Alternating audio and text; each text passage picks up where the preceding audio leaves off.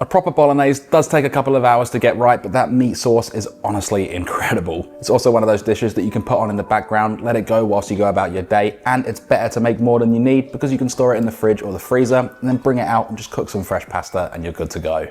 I'm using 140 grams or 4.9 ounces of pancetta. We're going to use the rendered fat to cook our meat and veg, and we want to dice this up. Super simple to do. Cut the pancetta into thin slices, rotate, and make the same size cut to get those nice diced pieces.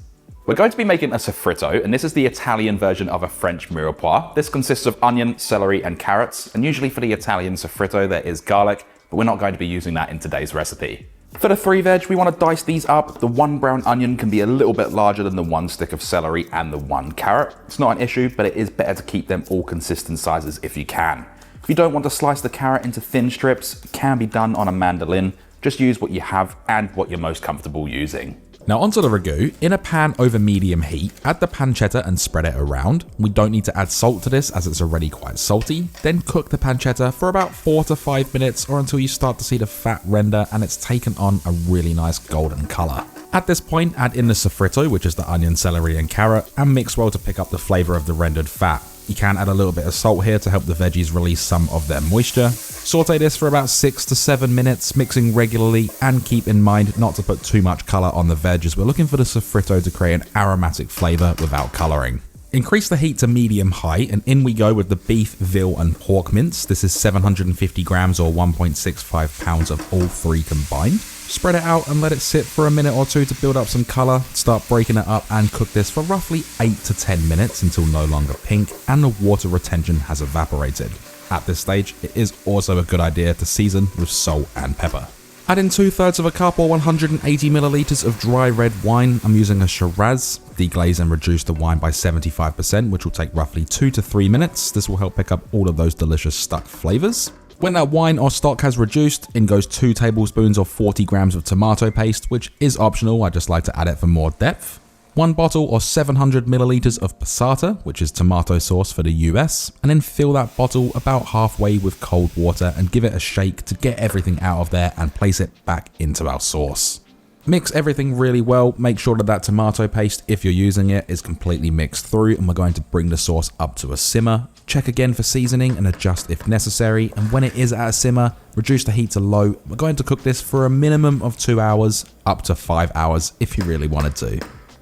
I don't know about you, but every time I have a pasta, I love to have a garlic bread on the side, so that's what we're going to be making as well. I'm running 6 cloves of garlic along a microplane to create a paste, and then adding it to 125 grams or 4.4 ounces of unsalted butter that's cubed and at room temperature. I also added in 1 teaspoon or half a gram of dried parsley, as well as some salt and cracked black pepper, 10 cracks worth. Mix it all around, break up that butter, make sure all of those flavors have become friends, and what you should have is a nice garlic butter that looks like this. You really can use any bread for this. I'm using a sourdough white loaf and I'm cutting this into that most traditional log style garlic bread where you just make the slices stopping right at the bottom without going all the way through. You can slice it in half and have 2 halves if you wanted to. That choice is all yours. Just make the garlic bread exactly how you want, but trust me on the garlic butter, it is absolutely delicious. Whichever way you've decided to cut the bread, make sure you spread the garlic butter all over. I like to make things difficult for myself, so I'm just going to squeeze that butter in between the cracks of the bread. And this garlic butter is enough to make 1 whole baguette or large French stick. And regardless of the bolognese, there's a quick recipe for a nice easy garlic bread.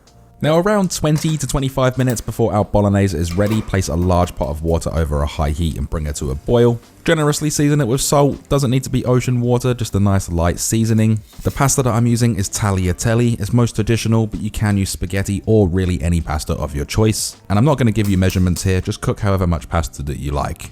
Cook this for 1 minute less than the packet instructions, and at the end remove some of that water, reserving it so we can finish off our sauce later on. Then drain your pasta through a sieve. And it is really important that the pasta is al dente at this stage. I'm also adding the garlic bread to the oven and baking it for about 10 to 15 minutes. I ended up cooking the ragu for about 3 hours. That sauce has reduced down and intensified so much, it smells incredible as well. At this point, I'm going to add in 2/3 of a cup or 180 milliliters of full fat milk. This will balance the acidity within the tomatoes without the need to add any sugar and also give our ragu a really nice creamy texture. It is also important that you keep this over a low heat and mix it gently because we don't want the milk to split. It's easily done, especially when you're adding it to an acidic sauce. The ragu can be removed from the stovetop, and then to serve it up, I like to place a couple of ladles into a fresh clean pan and then add in 1 serving of your pasta.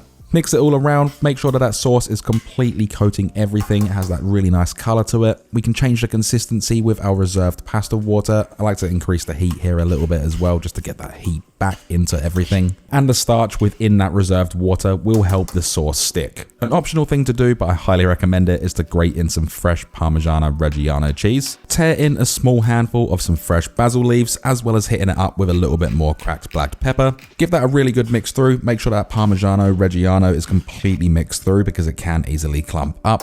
Serve this in bowls or plates and stack this nice and high. It's beautiful when you stack it high, you get that really nice presentation on there, and make sure you get all of that ragu out of the pan, adding it over the top. The finishing touches, a little bit more Parmigiano Reggiano, the amounts are completely up to you, and a little bit more cracked black pepper of course. And together, what we have just created is this traditional Bolognese. It looks incredible, it smells incredible, and it is definitely worth the whole effort. There's only one thing left to do, and that is we can then dig in.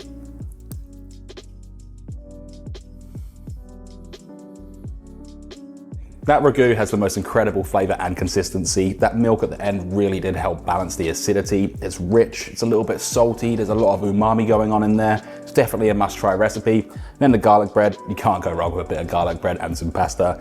Beautiful combination. And if you enjoyed this video, hit that like button, leave a comment for that algorithm, and subscribe along with hitting the bell notification next to it so you don't miss when I upload. And I'll see you in the next one. Thanks for watching.